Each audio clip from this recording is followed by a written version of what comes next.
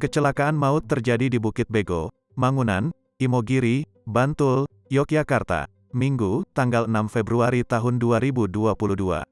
Setidaknya 13 orang dinyatakan meninggal setelah bus pariwisata rombongan dari Solo menabrak Bukit Cadas tersebut. Kecelakaan bus bernomor polisi plat nomor AD 1507X dengan kode bus pariwisata Gatrans 02 terjadi sekitar pukul 13 waktu Indonesia Barat. Kapolres Bantul AKBP Ihsan mengatakan, bus tersebut berisi 47 orang yang sedang berwisata. Jumlah penumpang 13 orang, meninggal, dirawat 34 orang, total 47 orang, ujar Kapolres dalam jumpa pers, Minggu, tanggal 6 Februari tahun 2022.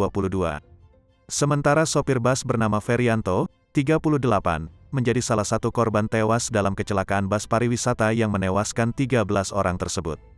Jenazah sopir saat ini berada di RSUD Panembahan Senopati, Bantul. Di lapangan, seorang saksi menceritakan kejadian tersebut.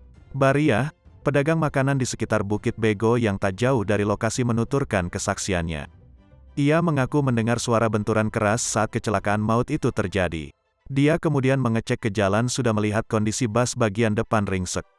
Sekitar pukul 13 waktu Indonesia Barat, saya mendengar ada benturan keras. Lalu saya keluar dan bus itu sudah rusak seperti itu, kata dia ditemui di warung miliknya. Setelah itu, masih menurut Bahriah, ada satu orang diduga pengemudi sudah keluar dari bus kemudian dan meringkuk tidak sadarkan diri. Tidak tahu meninggal atau hidup setelah itu, saya masuk lagi, tutupnya. Diberitakan sebelumnya, bus pariwisata rombongan dari Solo mengalami kecelakaan di Jalan Imogori, Kedungguweng, Wukir Sasi, Imogiri Bantul, Minggu, tanggal 6 Februari tahun 2022. Pantauan tribunjogja.com di lokasi kejadian, bus pariwisata itu mengalami rusak parah di sisi kanan. Kerusakan itu terjadi karena bus menabrak sisi kanan tebing beberapa meter sebelum terhenti. Kecelakaan bus bernomor polisi plat nomor AD 1507X dengan kode bus pariwisata Gatrans 02.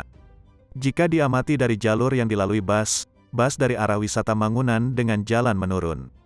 Di tempat kejadian perkara ada bekas jelas ketika benturan pertama terjadi.